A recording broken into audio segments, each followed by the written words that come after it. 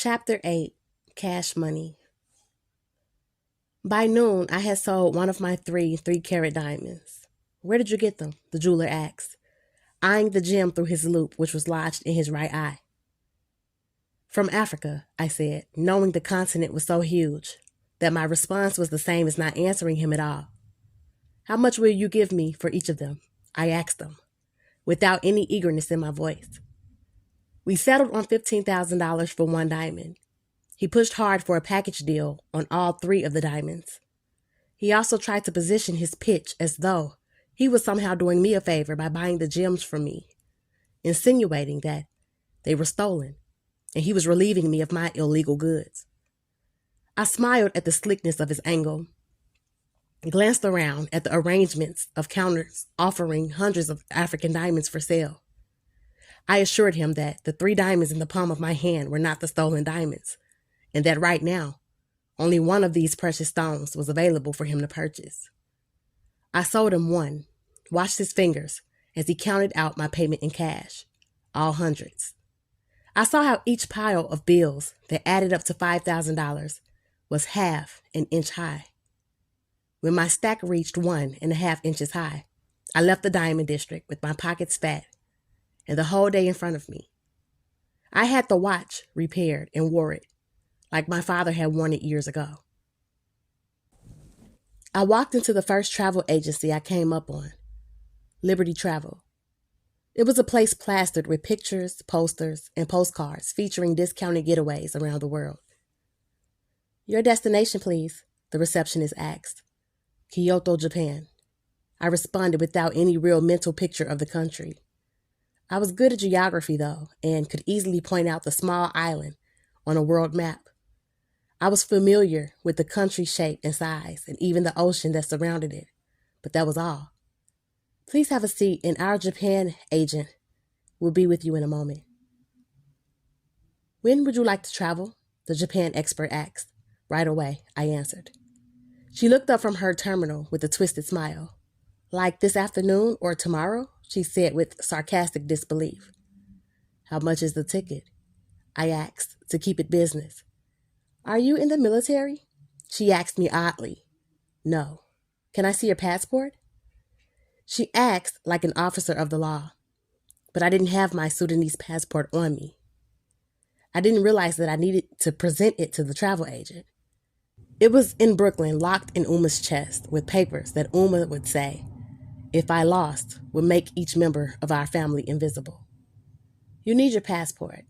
This is a big trip aside from the fact that by ordering the ticket at the last minute, you lose all of the discounts that you could have benefited from if you had come in 2 weeks to 1 month prior to your departure date. No one just hops on a plane to a country that's 7,000 miles away without being prepared. If you don't have a passport, you need to go and get one.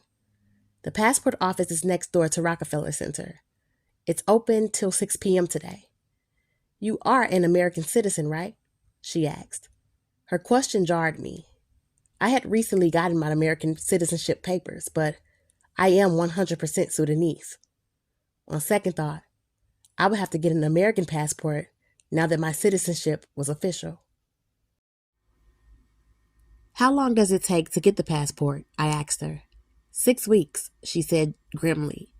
I sat frozen in my chair but was rapidly defrosting as the heat began to rise up from my feet, climbing and spreading into my chest.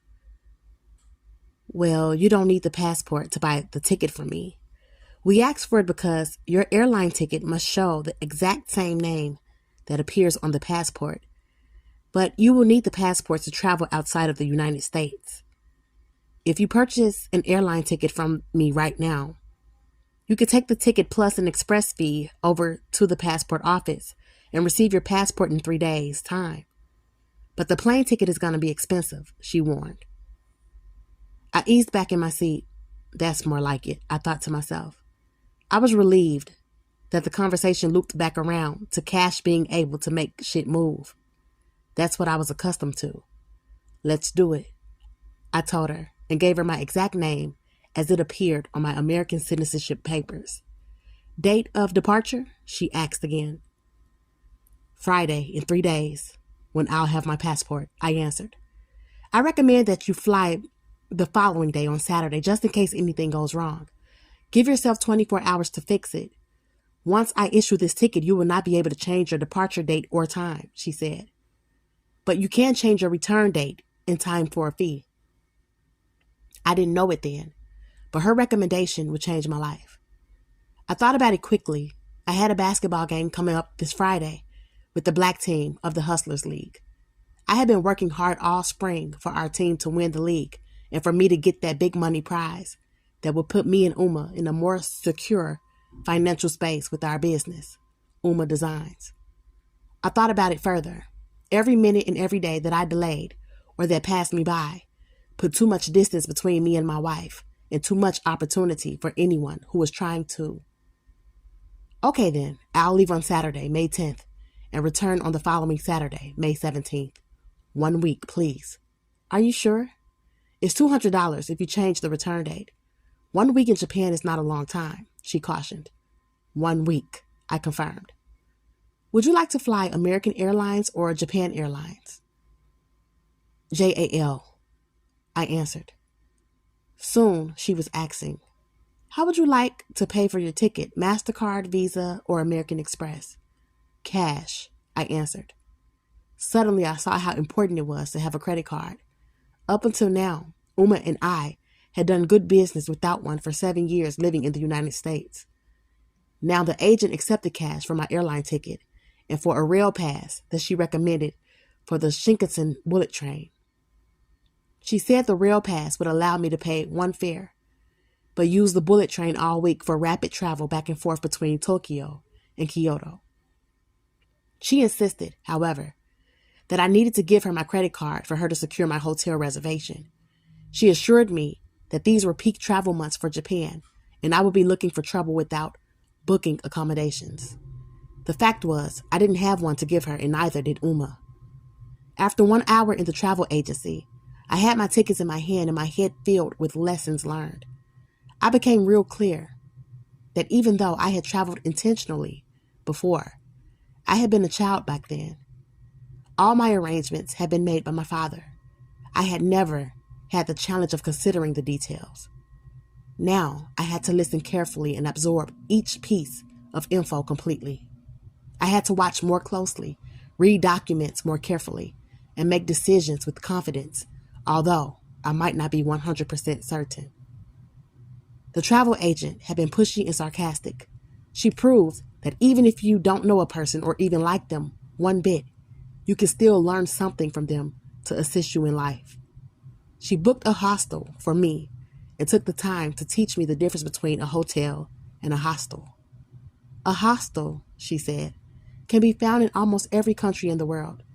It's like a hotel, but it's not. It's housing reserved for traveling students. It's like a dormitory where you will stay alongside other students from all over. It's not nearly as luxurious as any 3- or 4-star hotel. It doesn't offer the same facility or services, but there will be a bed in either a private room or with a roommate. The cheapest hostels give you a bed in a large room where there are several beds and other students staying there as well. If you were planning a longer stay, I could make sure that you got into a hotel that has a shared kitchen with a full stove and refrigerator and even a shared living room area. The best thing about a hostel, though, is that because it's reserved for students, it's cheap. There are some as low as $5 for a night. I look at her skeptically. She added, but there might not be a television. Can you live without a television?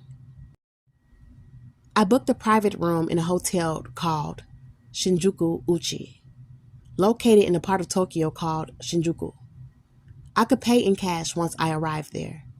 All I needed to check in was my passport and any student identification card. It was $20 per night and down the street from the Shinjuku station, where the agent told me there was a train going anywhere in the country. Rushing, I dashed into the passport office to get the application and requirements. I was glad I shot by there. They were asking for all types of documentation. Now that I knew the deal, I wouldn't give them any chances to delay my passport for any reason. I planned to return there in the morning and be the first person to get my joint processed. Precise Translations was located downstairs, in the same building as the passport agency. I stood outside their door, gripping Akimi's diary and debating with myself. 9 minutes later, I submitted the letter that Akimi wrote to me in Japanese for translation into English. This was a new translation company for me. The one I had used for everything else involving Akimi and me was on the 3rd floor. I decided not to return to the same company because maybe they already had too much information on me and my young wife. Now, I wanted to believe that these translators remained neutral, minded their business, and just interpreted the words on the paper. What if they didn't? What if the battle between me and my wife's father thickened? I didn't want to be using the translator and paying for translations that might later be used as evidence against me. I held out her diary, but then decided against requesting a translation of it. Although it might contain all the information I needed, it seemed too personal. I thought about Uma and how private she was about her journal and papers and pocketbook. The same respect I would give to Uma, I should give to my wife, I decided. At my bank, where Uma's account was, and the teller knew me from placing our deposits regularly, I deposited $3,000 of the cash I was holding into Uma's bank account. I also purchased $1,000 worth of American Express traveler's checks for my use. The travel agent had recommended this also, and when I checked her reaction when I first tried to book a hotel room with cash, I knew that if I had a few traveler's checks, certain establishments would consider me more legitimate than if I was moving around only with a pocket stuffed with dough. At the Travelex Money Exchange, I stood on the short line checking out the long list of countries and the names of the money they used. The world was a lot bigger than the American dollar. There was the Sudanese dinar, the Chinese yuan, the German mark, the Indian rupee, the South African rand, the English pound, the Saudi Arabian riyal, and the Japanese yen. I pushed $1,000 through the small curved slot at the bottom of the thick, bulletproof glass. The teller turned it into Japanese yen. After being used to handling American green dollars, which were all the same color, shape, and size no matter the amounts, the Japanese yen looked like play money. There were pictures of Japanese men on each bill, some bills tan, some colored blue. The only similarity to American money was that it was all plastered with old men wearing weird hairstyles that I would never rock. They were looking real grim.